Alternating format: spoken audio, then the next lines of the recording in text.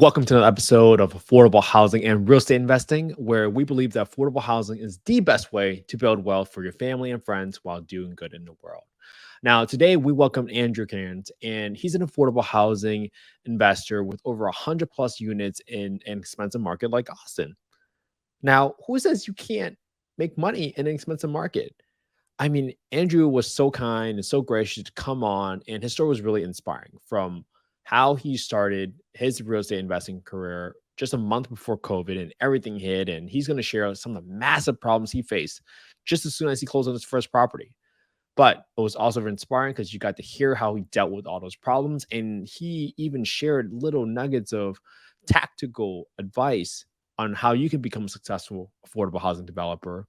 He even gave you quotes on how much does a garage conversion cost and how much can a certain type of foundation issue cost.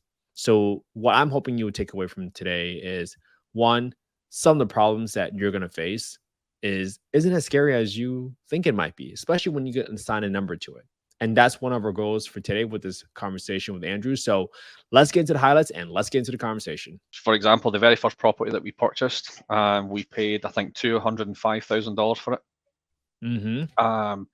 We got it fixed up and renovated. I think we spent like 45, 50 grand fixing it up, tidying it up, got rented out, and then we refinanced it. But by then the market had went up like dramatically during COVID. And so it was valued at $780,000, I think it was. So it was a ridiculous amount of like equity that we built. So we figured out doing the refi, we've done a cash out refi, obviously, and we were like, how do we now go buy more properties? So that turned into 2 properties, right? And you get a cash out like that. And then the same thing happened again. The next ones we bought were in the 160s or 180s, and they would cash out at the 400s. Okay, welcome to another episode of Affordable Housing and Real Estate Investing. Today, I got my guy, Andrew Cairns. He and his wife founded Ayetex, and they are a big time affordable housing investor in Central Texas. They have found success just outside of some very expensive markets. And today, I'm so excited to welcome Andy onto the podcast because he's going to share all the gems, some numbers, and how to be successful in the affordable housing space. So, Andy, welcome to the show, man. Thank you so much for being here. And let's just get things started, man. Just tell the listeners a little bit about yourself and how did you even get started into real estate investing, man? Yeah, thanks for having me. I appreciate it. As you can probably tell from the accent, I'm not from Central Texas. I'm actually originally from Scotland. Left Scotland 2010, moved to Australia, met my wife who is from Austin. We then, moved back to Austin 2015 timeframe, and I felt like I was kind of behind in life a little bit because I was having so much fun in Australia. I didn't have a 401k and all that kind of stuff, and realized I should probably get on the retirement track a little bit sooner. So started researching different ways to do that, and real estate continued to pop up. And so I started bought my first property in 2020, right before COVID, February 2020. Whoa, that was scary. I didn't know you started in February of 2020. That must have been a little scary, right? So you started in real estate investing and obviously this pandemic hit. What was going on through your head when all this stuff kind of started happening? Were you scared? Like, give us some insight into your thought process there. Yeah, so I mean, I guess like day one of real estate investing, we closed on the property and we were getting a roof put on, and the roofing contractor didn't realize that the electrical mast wasn't actually attached to the side of the house. So when he cut the soffit away, the mast fell, arced out, set fire to the side of the house. So like day one, like I had, very quick introduction to real estate investing, dealing with the city, the police, the fire department, the code department. We had a lot of interesting conversations that like almost day one, and then COVID hit, like a week or two after that. So yeah, it was a rough start. Oh my God, but you're still here. Whoa. We're still here. Yeah. Still here. I guess I mean, the audience can clearly tell this is not scripted, right? So this is like me getting mind blown already because you, in such early in your investing career, you ran into so many problems. And I think this is probably the best example of perseverance, to say the least. But what advice do you have for newer investors coming into the space? And just like, how do you get over that mindset? Because that you're literally talking about their fears, like, oh, I buy the home and it burns down, and then a pandemic hits, and then what if it doesn't? What if blah blah blah blah happens? Right? How did you overcome all that Um, scary stuff I'm that happened? I'm generally quite a positive person, so I always try and look for the silver lining and everything. And so that was it. It was we needed to do some upgrades that I didn't think we had to do, and it just we just had to get on with it, right? I mean, you can either crawl under your bed and hide from it, or you can just get on with it and figure it out. And I think when you say it so simply like that, Andy, it really opens eyes out to people that are listening to this right now. It's like, hey, when something like this happens, am I just going to figure it out just like Andy did? It's like Andy just gave us sort of what might be most investors' worst case scenario, right? That might be the worst case scenario for somebody, but they're like, oh, this happened to Andy, and he just fixed it. Oh my god, what am I so scared of? But let's jump forward a little bit. What does your portfolio look like today? And what type of cash flow are we talking about? Like what are you generating from your real estate portfolio? Yeah, so me and my business partner, we have about 112 single families, and there's some duplexes and a couple of Mhm. quadplexes in there as well. Most of them, honestly, in Austin, cash flow 100 to 150 a month, maybe. Mm. There's a few other ones that cash a little bit more than that, but we weren't in it really, honestly, for the cash flow. It was was the equity side. We thought the market was gonna do well, which it has, and that was how we Mm. were able to scale. Um, but we were also in it to do the affordable housing, and we work a lot with the Salvation Army, the women's shelter. So we provide housing mostly for women and children, and so massive cash flow profits weren't really what we were after. It was more about how do we help as many people as possible, and then and in the long run, in 30 years time, you know what does that look like for us as a business? Wow. And for the listeners that might be more new to real estate investing, right? Can you share with us what do you mean by cash flowing? I mean, not cash flow, but by appreciation, and how were you able to scale so fast and to such a large portfolio so quickly? What did you do? Yeah, so I mean, for example, the very first property that we purchased, we paid I think $205,000 for it. Mhm. Um, we got it fixed up and renovated. I think we spent like 45, 50 grand fixing it up, tidying it up, got it rented out, and then we refinanced it. But by then, the market had went up like dramatically during COVID, Mm.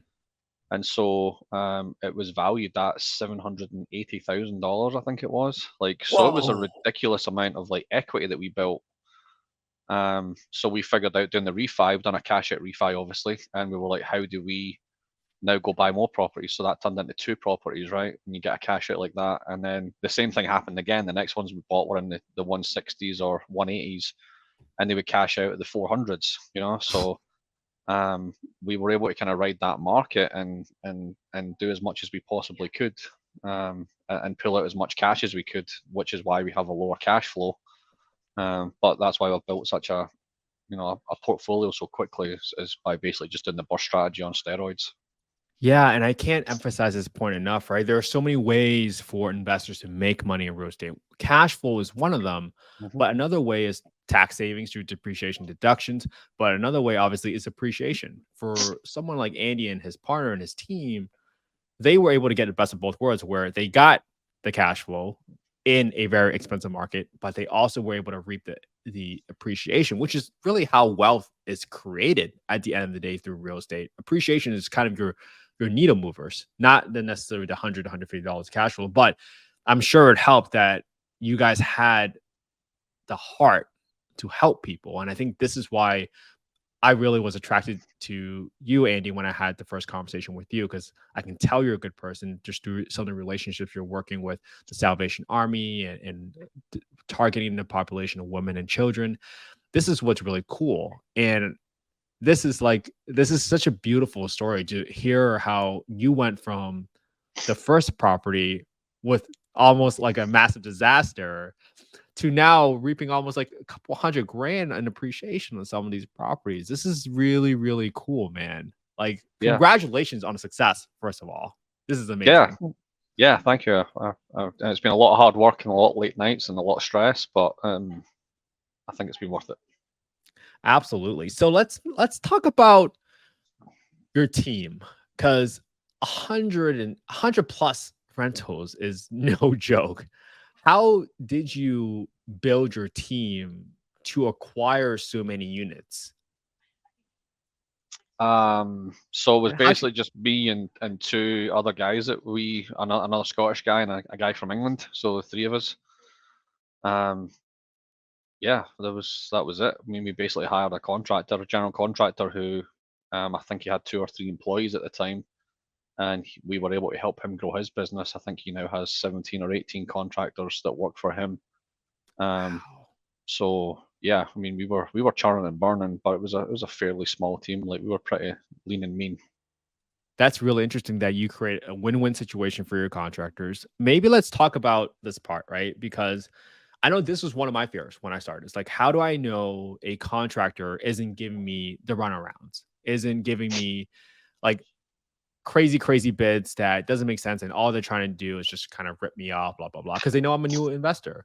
How did you screen your contractor for your rehab? Because obviously it sounds like you have developed an amazing relationship and helped this business grow, but what were you looking for when you were hiring contractors? Was he kind of like the first guy you hired and you're like, boom, I hit the jackpot? What happened there? No, he was actually the second contractor we hired. The first guy, we paid $5,000 to on the very first property, and he basically stole that, didn't come back and do anything. So we learned very quickly not to do that again. Oh Yeah. my god, that's awful. So And yeah, we then just for basically your developed a relationship with our contractor that we have now, and we kind of laid out the vision of what we want to do, and he was on board. He was working on very like high level, multi-million dollar like single family home projects here in Austin, wow.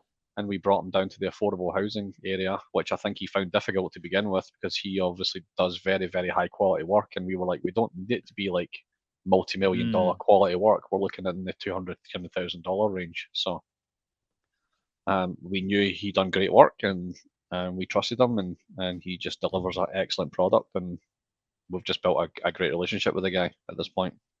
Yeah. So if you were to give some tactical advice to newer investors, now that you know how your contractor performs, right? If you had to do it all over again, like how would you screen your contractor? Would you, for example, ask for referrals, go to their sites? What kind of advice do you have for investors out here that are looking to hire their own contractor and they have no idea to whether or not they're a good contractor or not? What can you kind of share there? Yeah, I think asking for referrals obviously is a big one, right? But that doesn't always mean that they are doing what they're saying, right? The other big thing for me was actually getting to go and view the work that they were doing, and actually see it, and ask questions, and make sure they have the patience for you to ask questions, and see what they're doing, and Mm, understand, right? You can learn a lot by just asking a contractor questions. Um, things that don't look right to you in a property, for example, or how would you fix that, blah, blah, blah, right? If you have no idea, then and they explain it to you in a way that makes sense, then that was a big mm. thing for us. Got it. So not only was he kind of giving you bids, but he's also explaining to you what he was doing and why he was doing something like that, right? Okay. Yep, That's a yep. great And then sign of a contractor. because we would walk in and be like, oh, it just needs paint and carpet, right? And he'd be like, no, like this is a structural wall, and like he could just tell like he knew what he was talking about. And the more time you spend with them, obviously, right, asking them questions, the more educated you become, which means that when you try to hire other contractors, they can't take the piss out of you as much, because you have a better understanding of what needs to be done, and how it's supposed to be done. Yeah, so this is really interesting because you mentioned a point about how you were educating your contractor, having have done like multi-million dollar homes with exotic finishers, I'm assuming, to kind of bring it down a level where it still makes economical sense for your properties, right? What sort of, if I were to say, someone out there listening right now says, I want to be like Andy when I grow up, right? Which someone is absolutely saying right now. I have a comment in the live that says, like, in only 3 years, oh my God, right? Someone in the live comments literally saying that right now because they want to learn from you. Andy, how were you looking for these properties? Like, when you look at a property, what are you looking for in terms of condition? Are you looking for a specific property type, square footage count, or level of rehab? Like, what are you looking for nowadays for what you might deem to be a good deal? For us at the moment, it was all about, is it a zero in after a refinance? So we basically spent, well, I spent a whole lot of time, writing spreadsheets and trying to forecast, the initial purchase, then the renovations and juggling all that. And then what does the refi look on the other side? And then what does the rents look like once it's refied, So trying to understand that whole process from very start to finish. And once the numbers kind of made sense in my head, then I could look at any property at that point and just plug in the numbers and know, is this in my buy box? And obviously, once you start underwriting hundreds and hundreds of properties, you start to understand where it is you need to be. So we were in, like, anything under probably 275,000 in certain areas or zip codes within Austin. If we could take a two-bedroom, make it a three-bedroom, or a three-bedroom, make it a four-bedroom, for example. That was an extra play for us to add that. But we were also buying properties that no one else wanted. Um, so we would be buying like heavy foundation lifts that need to be done, or new roofs. So we'd be doing like foundations and roofs and new flooring and kitchens and bathrooms and water heaters and ACs. Like, we'd be Yeah. spending 40 to 60 grand easily on a rehab every single time we done it. Um, Wow. and we'd take on the projects that nobody else wanted. Right? Everyone else wants the easy paint and carpets. We were like, no, Yeah. like we'll go to what everyone else doesn't want and make that our kind of niche. And I think this is why you're successful. You were willing to do the things that most people were not willing to do, or were too, or frankly, too scared. Because a lot of Yeah, people, if you, especially if you're new, you're like, I understand what paint and carpet is. I don't know what a foundation issue is. That sounds scary because I can't assign a number to it. And I'm sure nowadays you've gotten so good at underwriting that you probably understand, like, hey, if there's a foundation issue, how much rehab or renovation cost should it be? yeah. I mean, I developed an app literally because Austin was going up in value so quickly, and people were just buying Mhm. stuff cash, like crazy, that we had to make offers on the spot. Like, so we go view a property, and then, like, by the time we were done, like, we had to have an offer ready to go. Wow. So I actually developed an app that I just used on my phone, where I'd be like, right, plugging in, you know, the whole process within a few minutes, so I could then make an offer that I knew was going to make sense to me. And I think that keeps your decision making very objective, right? It's not emotional at the same time. All No, signs and traits of a great, great investor. Because now you can kind of be very objective. Does it meet my return? And I want to make sure this doesn't get lost in the picture, because when sometimes people analyze deals, they will only look at, okay, what's my cash flow per month, and does that meet my cash on cash return criteria? You underwrite with the refinance out mechanism in that scenario, so that you actually understand, hey, once I pull back on my capital, this is probably still cash flow.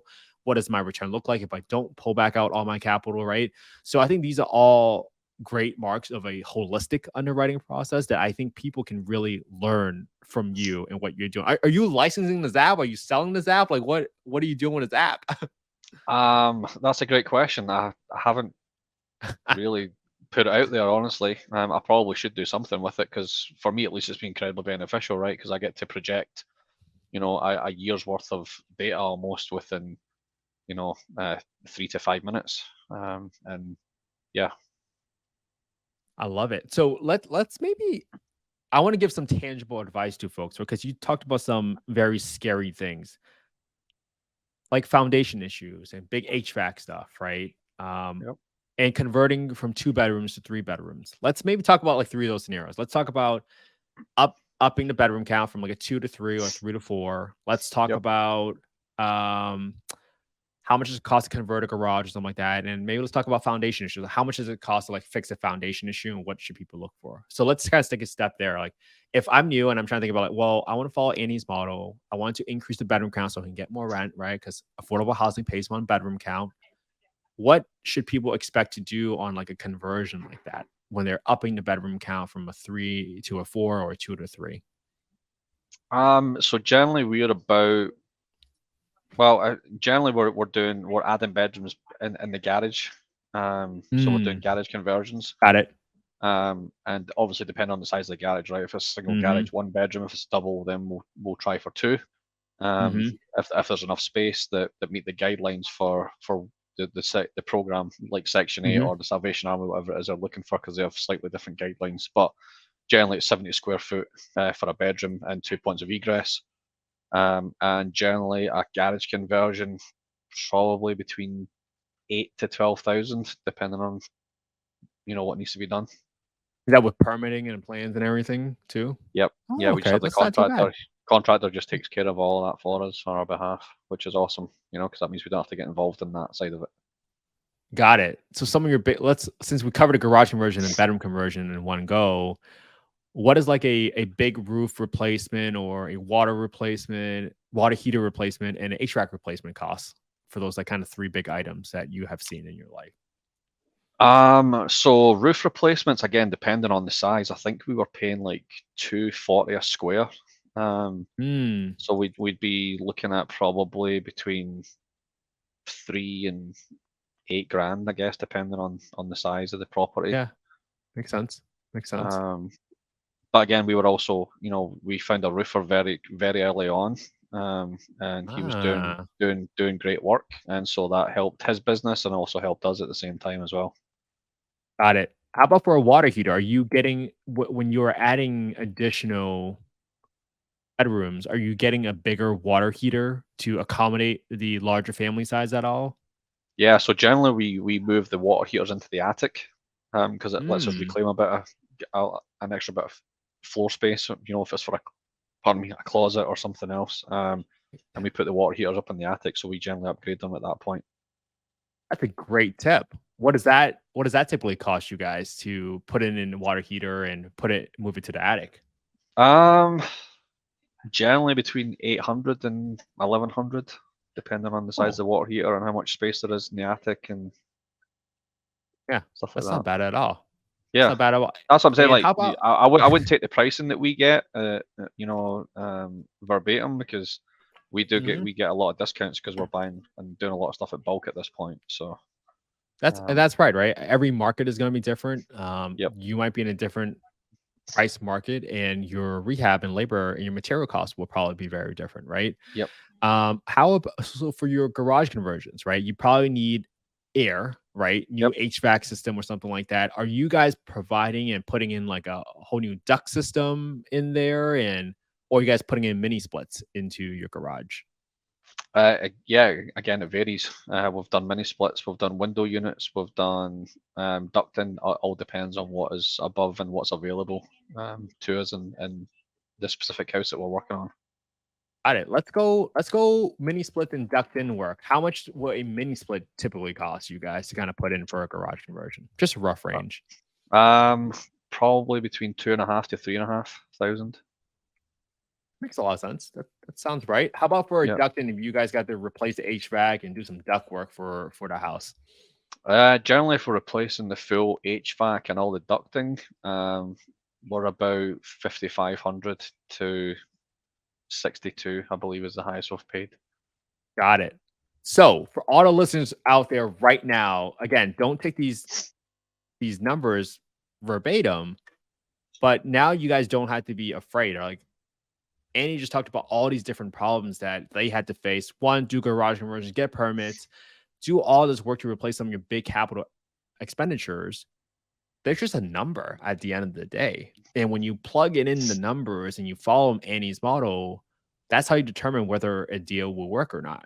And I think this is just such a scientific way of breaking it down.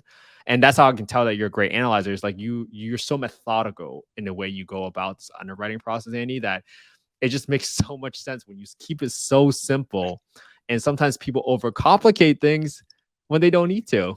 Yep, absolutely.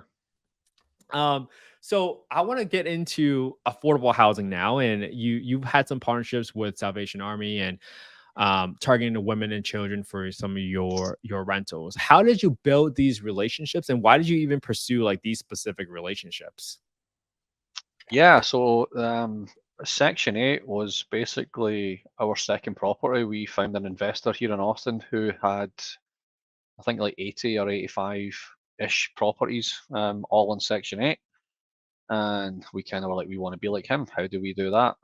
But we bought his property not knowing what Section 8 was. And he was trying to exit the market.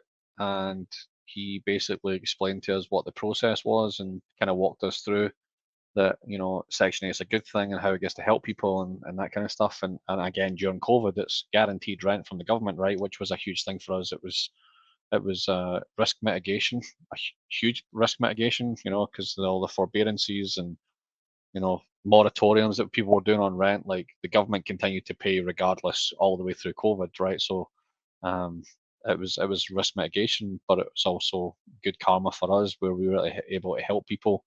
There's just so many people in need that need help, and we just wanted to jump on board and help as many people as possible.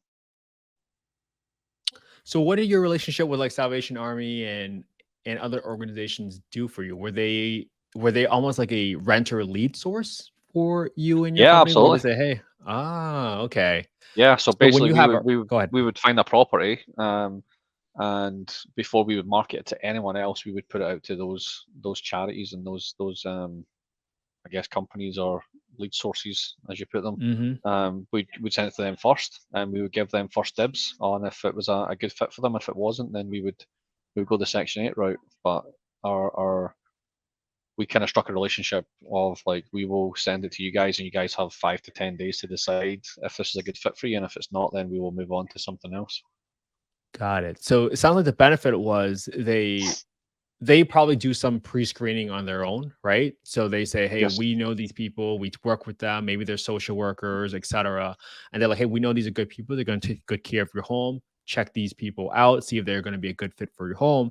But then at the same time, it sounds like you are almost pre-leasing it, like maybe before the unit is completely ready, you are already finding a tenant already, so that lowers your vacancy. Am I understanding the benefits there correctly from your Absolutely, yeah. I strategy? mean, we generally don't have a whole lot of vacancy. We have a property at the moment that we just bought like a week and a half ago, and it's already leased, like for when it's going to be ready in a month and a half. Wow. Wow. And I think for the listeners right now, this is how much demand there is for affordable housing. It's Yep. your fear should not be, if I go into affordable housing, what if I buy this property and no one rents it? And he just gave you really significant examples of one, how much demand there is. And even if there isn't demand, there's a way that you can get ahead of your competitors by one, putting out a great finished product. And at the same Yep. time, you're working and establishing relationships with local nonprofits, et cetera, whatever those organizations might be, to get your property up in front of great tenants who would take care of your home and it will stay there a long time. This is absolutely amazing, man. Uh, Yep. That was our whole and thing. then, We often get tenants that come to view the property, and their landlords, kicking them out because they want to sell the place or whatever the case may be. And a lot of them are, do we ever have to leave? And it's like, no, mm, absolutely not. Like that, I'm not in the business of buying something and keeping it for a year or two. Like this is a long term hold for me, and hopefully it helps you and your family out for the next 10, 15 years. and this is such a great point. Like so many people miss the point about some of your biggest expenses might not be repairs. Some of your biggest expenses in real estate is Vacancy, vacancy. That's absolutely. right. And Andy just talked about how he has folks that want to stay 5, 10, 15 years. That's almost knocking down your vacancy expense to zero almost. It can't be zero exactly, but it's almost close enough. That is a great, great way to manage a business by keeping your expenses low. Well, let's get into the next part, right? We talked a little bit about the myth about how Section 8 tenants are generally associated with like guns, drugs, and drama. What has been your experience with affordable housing tenants, specifically, Andy? And any sort of way, notions or data points that you can tell us that can help dispel that myth? Like, what has been your experience with them? Yeah, I mean, I guess out of the hundred, right, I can give you some stats on that. We have had one eviction, Wow. um, which sucked, but one out of 100 in almost 4 years, which I think is not a problem. Our turnover rate is not that high. Generally, when people leave, is because they've either had another kid and they need another bedroom, and it's just Mm. something, I can't add bedrooms from thin air. So We will Hmm. either move them to another property that we have bought, um, or they go elsewhere. Um, but yeah, we don't generally have a whole lot of vacancy. And yeah, I mean, generally the tenants are all super nice, super friendly. They've all got young kids, same as myself, you know. Mm, So yeah, they are more inclined, I feel, to keep the place looking nice purely because of the inspection process that happens on a yearly basis, which I think a lot of people miss out on. mm. You know, so if we have a tenant that we have one tenant actually that went round and broke every single window in the house every year, all 14 windows she would smash. I don't know how she would smash them, but we would go and the inspector would be like, well, this is not a landlord issue. Like, this is a tenant issue. You all have 30 days to fix this, or we will take action to solve it, right? And Wow. so that becomes their issue to then take care of. Obviously, if we have inspection issues, then we take care of that on our own. But I like that we don't have to pay for things that we didn't break, you know? There you have it, guys. I mean, 100 tenants, one eviction in 4 years. That's an amazing statistic. And couple that with low, low, low turnover. That's a very, very profitable way to, again, do good and do well at the same time. Well, let's talk about eviction because everyone, for some reason, will always focus on the worst case scenario. What happened in that eviction, and like how much did it cost for you to kind of remedy everything between legal fees and lost rent and everything? Um, so legal fees, I believe, well, we use a company called Nationwide Eviction. Um, and I think in total it was like $700. Wow. Um, Okay. wasn't very expensive at all. She just wasn't paying rent, and you know, like as much as I like to be charitable, like I have to have a Hmm. precedence that has to be set, and we have Yep. to follow the rules of the lease. You know, like we sign the lease at the start, and everyone's, you know, in um, good mindsets, I guess, at the very start, and everyone's friends. But if things go wrong, then you can point to the lease and say we've agreed this. Like this is before anything went wrong, so we have to abide the rules of the lease, and we enforce the rules of the lease. You know, you have to, otherwise, you know, you give an inch, they take a mile. And Yeah. so that was it. So we had to follow through with the eviction. I think we ended up spending about $3,000 on a rehab. Luckily, they didn't, you know, wreck the house, but they've lost lifetime eligibility to the Section 8 program. You know, which sucks, but um, you know, And I some think this people, was, you know, how long did it take for you to evict the tenant in this scenario? I believe from start to finish it was like 45 days. Oh, that's not that long. So they didn't pay rent, and then you started the eviction process. When you started the eviction process, it took about another 45 days. Cost you probably about $3,700 if you count the rehab and also the eviction costs. So Yep. again, there you guys have it, right? Bad scenario. You would hate to evict somebody, but in this scenario, thank God it wasn't worse. What this wasn't the same woman that was breaking all your windows, right? No, this is a different woman. She still lives in Okay. one of our properties. She still continues to break our windows, but she continues every year to replace them. So we get new windows every year in our properties. But yeah, it's just Oh, and she's paying for them now. yes, yep. Oh, okay. I just want to make sure I caught that. Maybe the first time the housing authority might have made you fix it because they thought you were No, responsible. we But like they do an inspection at the very beginning to make sure the house is clean, safe, and habitable. yeah. And so they know that we are not over there breaking windows like that. Like I'm not in the business of breaking windows. Right, because that wouldn't make any sense at all. Yeah, so Okay, so they so that's they so they real. make the tenant replace anything that's broken. Yeah, I mean if they go punch a hole in the wall, like that's not, I didn't do that, right? So they basically give the list of tenant repairs versus landlord repairs. You know. Got it. Got it. And I think you also highlighted a point where the person you had to evict lost their lifetime eligibility for affordable housing. Like in general, guys, like where I live right now, affordable housing, if you want to get Section 8 voucher in San Diego County, it's like 12 to 15 years. So naturally, folks are incentivized to not lose their voucher status because they have probably waited a tremendously long, long time to get that voucher in the first place. Again, it's another incentive for them to take care of their home, be respectful, So these myths of guns, drugs, and drama, it's like Andy is dispelling that notion right in front of us. Have you had any other horror stories with any of your tenants, Andy?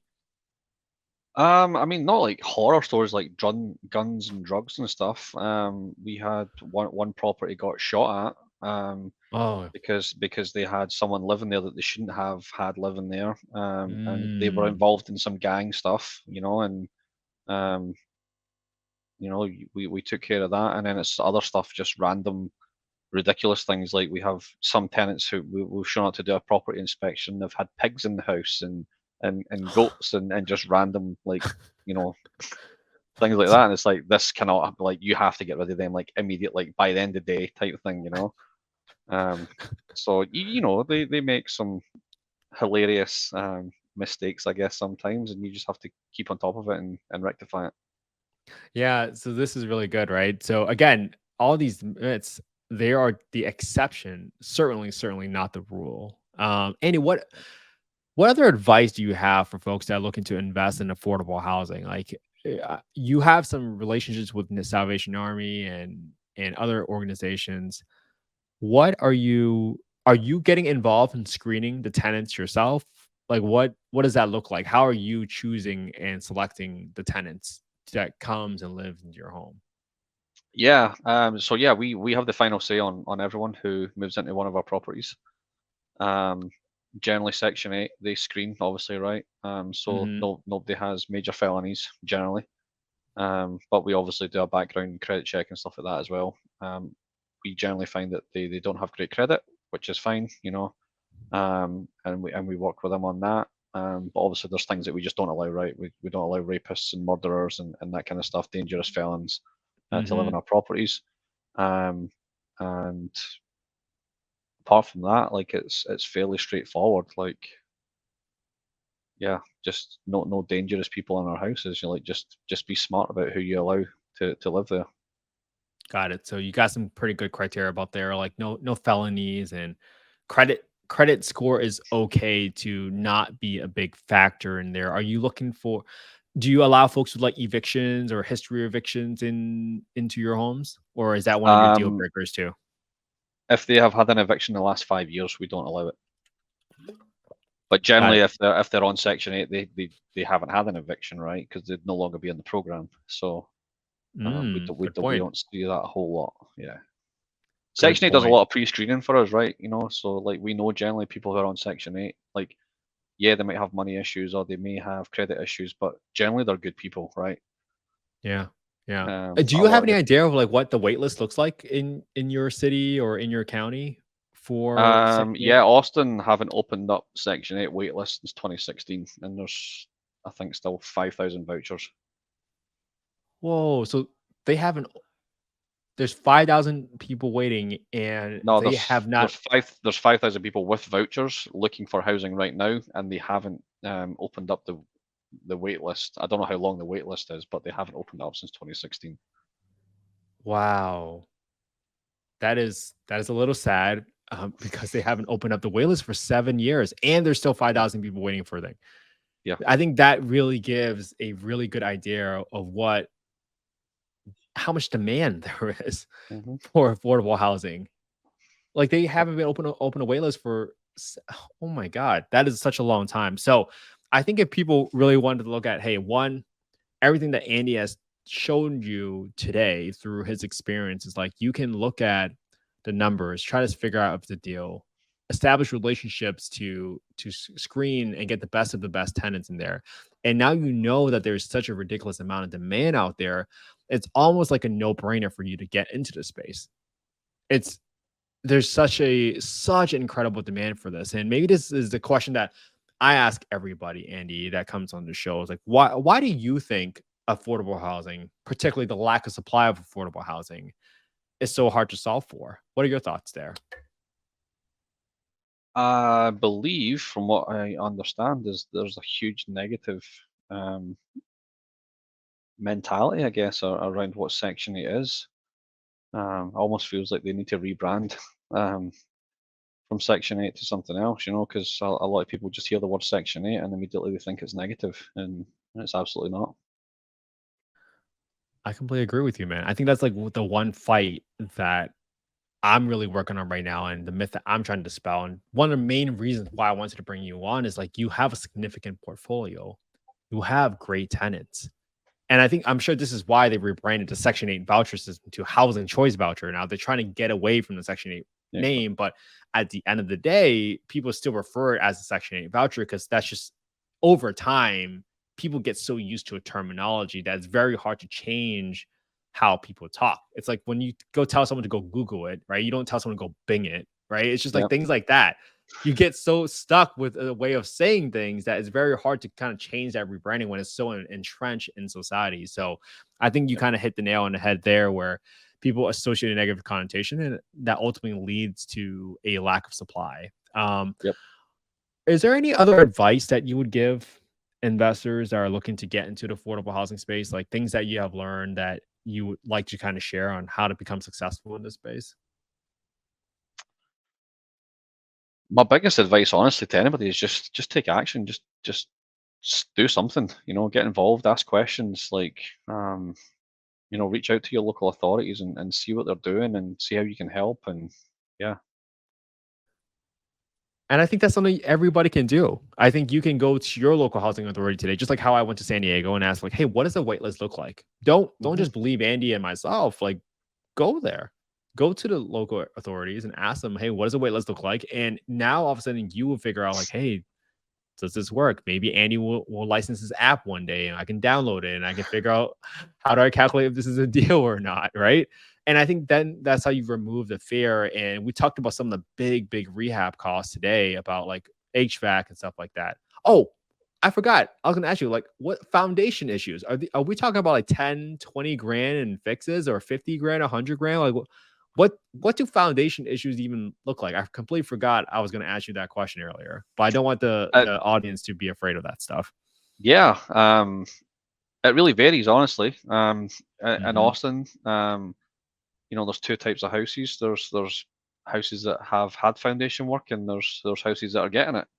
So it's going to happen at some point.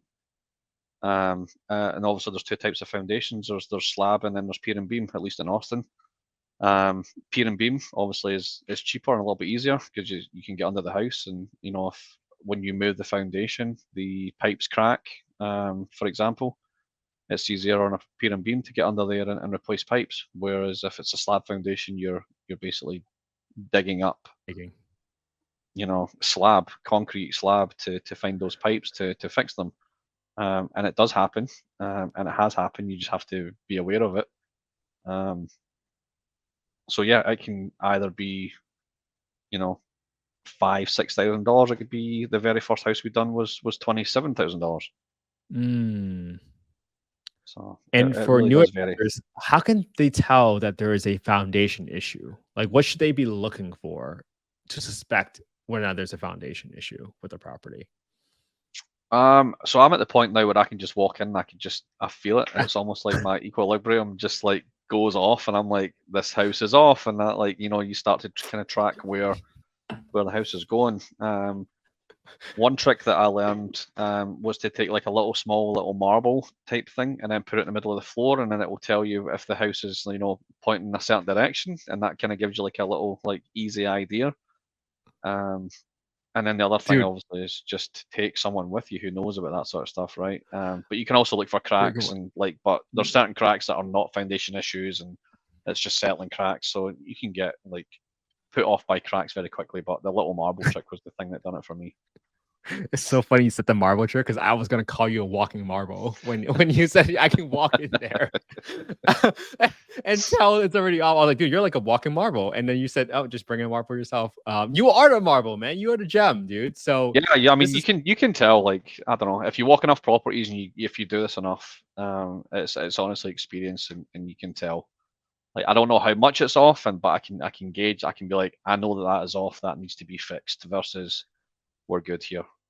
yeah. So I mean, we're getting to the near the end of the show right now, Andy. And for what do you need in your business today? Are you looking for more private capital, more deals? Like, how can people work together with you on deals or future deals? Yeah. So, in complete honesty, I lost my W-2 about six weeks ago. So I've been doing this like kind of, I guess, as a side hustle for the last 3-4 years, and the job I was working, basically they liquidated the entire company. So now I have the Mm, opportunity to work this full time. I honestly, I'm focusing on getting cash flow into my personal life, I guess, right? Because I need to replace got that it. income that I've lost. Um, so I'm still continuing to buy. I have recently spun up a direct to seller business, so I can continue to buy more properties and go direct to seller, try and help Mm, those motivated sellers that need help, try and problem solve their issues, and kind of be like a real estate consultant, I guess, yeah. in that sort of fashion. Just because I have so much experience doing like so many different ways, right? I could do creative financing and I could do regular financing and commercial, like, so I have a wide knowledge of like the whole kind of spectrum. Mm. So I have a lot of ways to be able to help people. And so that's kind of what I'm focusing on right now, and how I can monetize the skill set that I have, to help other people, whether that be people that I'm maybe potentially mentoring in the future, Hmm. or people who want to sell their properties. Yeah, this is great. I mean, for people that are listening right now, if you come across like a motivated seller, especially if it's in a market that like Andy can show up to the door and say like, "Hey, this is who I am as a person. I help Yep. people in need. I'm an affordable housing investor. Here's 100+ homes that we have put onto the affordable housing program." Like for folks that are in distress, like this is I mean, I would personally sell my home to you, Andy, because I would want to say, hey, I am now in a bad position. Let's say I'm in a foreclosure for some reason, and I know I'm about to enter a part of my life where I'm going to be in distress, where I need a little bit more assistance. I would much rather sell to someone that I know is out there helping folks like me kind of get back on their feet and get back in it. So I think this is really, really cool, man. And I want to take this time to like really publicly like thank you for Thanks, what you man. do, Andy. And like if it weren't for people like you in this world, I would have never had the home I grew up in. And I can't thank you enough for being a kind heart out there that is willing to one come on the show and share all your secrets with the world. Not many people want to come on and say like, "Oh, this is how much HVAC costs," or "This is how much a foundation costs." But not only you do that, you also help other folks and think about like, "Hey, these are some of the issues that might come up." But really, this is it. This is how you deal with them. I would love to work with you somehow, some way on a deal in the future. And seriously, man, thank you. Thank you for what you do. This is I feel really happy talking to you today. I was really, really looking forward to this conversation for weeks now. I've been trying to get you on a podcast for weeks, and I have been pumped to kind of come on and hear your story, man. Yeah, man, I appreciate it. And again, I've always been in a position where I'm able to give and help people, and I'm more than happy to do that. And now I'm hoping over the next 3 to 6 months while I start my own business that I maybe get some of that karma back and help me out a little bit. So Yeah. So, hey, if people want to reach out to you, how can they get in touch with you? What are your socials? Where can people find out more about you and your company? yeah, so I'm on Facebook, Instagram. I guess I don't really use them a whole lot, but at the Andrew Cairns, so TheAndrewCairns, and my business website is Ayetex.com. So yeah, just DM me, reach out to me. Yeah, more than happy to have conversations with anybody. All right. Well, make sure we put these into the show notes. Make sure you follow Andy at the Andrew Cairns. And if you listen to this podcast all the way to the end, please, please, please, please shoot us a comment about any questions that you would have wished that we would ask Andy, and maybe we can bring Andy back on into the future. But please don't forget to subscribe to our YouTube channel, youtube.com/at Kent_he. And if this podcast is informational and gives you good content that you guys really enjoy, please share it with other folks. Leave a 5-star review on Apple Podcasts because we really want to share our affordable housing mission with the rest of the world. So that's it, man. Andy, thank you for coming on, and we are out. Thanks, man.